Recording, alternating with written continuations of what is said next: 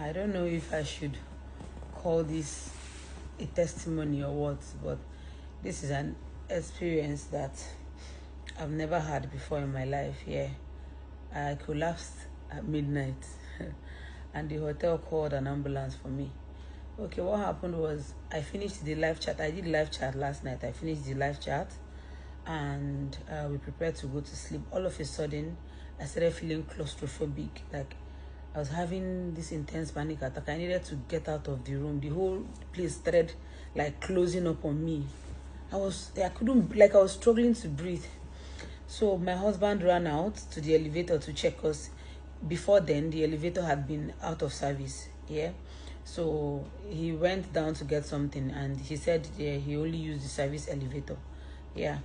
So he went and then it was still out of service. So he came back into the room. He started calling them, calling the reception, and they were begging him like he should give them 15 minutes that they will fix it. He said he doesn't have 15 minutes. They said, okay, 5 minutes.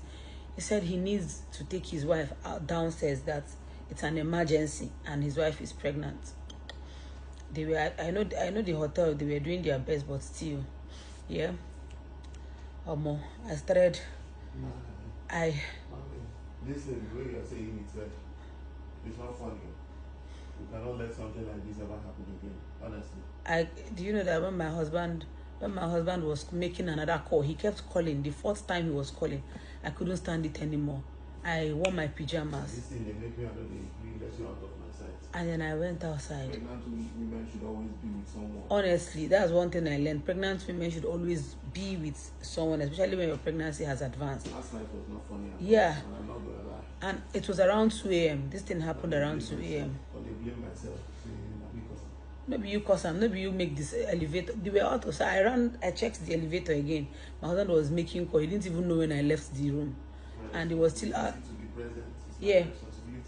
And then I saw the door, the heavy door leading to the staircase. I said, okay, this is better. My God, our hotel room was on the 28th floor. I don't know what I was thinking. I don't know who told me that I could walk that 28th floor to the reception downstairs. I started walking.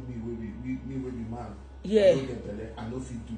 I don't understand how you were thinking. I went into the staircase. I started going down.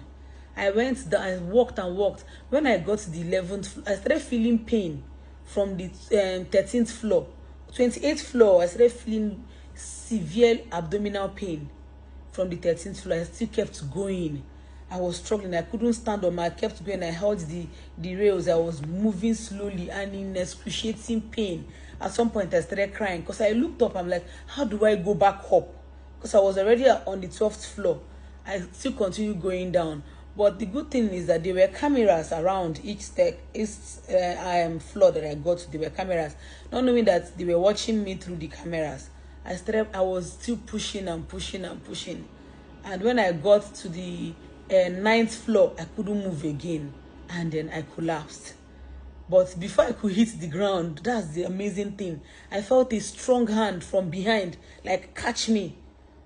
I didn't. It was one of the hospital management, one of the hospital staff here. I say hospital. One of the hotel guys.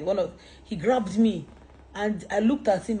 His face was blurry. I couldn't even see very well. Like his face was moving. Like his face were in 3 places. It was blurry, and my eyes. I was trying not to shut my eyes, but I couldn't control my eyes. This guy carried me, and as he was carrying me, he had is it that thing? What's that thing they call? That's thing that they call, is it in taco? That small phone that you can walkie-talkie. Yeah, he had it and he pressed it and he was calling for help. This guy carried me from that and told me that carried me. I think it was a room on that 9th floor. He took me at the door that leading to another reception because the hotel is very big, and there were 2 ladies there, 2 hotel staff there. They came and they helped me, and as they were putting me on a chair, one chair for me to sit down, they were already calling the ambulance. They were already calling ambulance. Me, I was whispering, my husband, he's on the 28th floor. I need my husband, 28th floor. Oh my God. It was a terrible experience. I'm going to put some markers down. Some things that you're not going to do anymore. It was a terrible experience. I don't know what I was thinking. And funny enough, as I was walking down the stairs, going fast so that the claustrophobia would stop, that panic attack, I was just, at some point it stopped though, but like it was too late for me to go back to the room. So I just, I was so lucky. So I think that guy was watching me from the camera, through the camera. And then he suspected, he knew when I started getting weak from the 12th floor because I was struggling, holding my stomach. And then he ran, God, or more. And when the ambulance came, they checked my vitals, they checked my sugar was good. They checked my, what is that thing called? Oxygen. Yeah, they checked my oxygen was good. They checked my BP, they said it's high. What did he say? Borderline what? Borderline means it's not too high, it's not too low. Yeah. It's not low enough. It's not low enough. So he said it's borderline 150 something, guinea one. Yeah. And then we were told to get into the ambulance so that we can go to the hospital.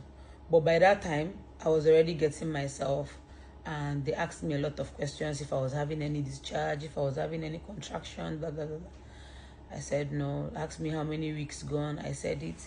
And my God, it was quite an experience, honestly. It was quite, the hospital even had to change our room. The hotel had to change our room. They said I shouldn't be on that 28th floor again. So they moved us to the room downstairs so that it would be easy for me to, walk out if I want to walk out instead of... I've never been in a place where the elevators are not working. Like, I couldn't just rush out of the... Oh my God. The big lesson I learned that from this whole incident is that, you see, pregnant women, especially the ones that are pregnant has advanced, should never be left alone in a room. So I just felt like sharing this. It never ever happen again. Never. I'm still pissed at. I'm actually in shock. You're pissed at me and yourself. What of the hotel that the elevators were out of service? These things happen. This was not any hotel. Been to different hotels. Elevators go out of service. It's not a problem. In that few minutes that the elevators went out of service, we are talking very late in the night here.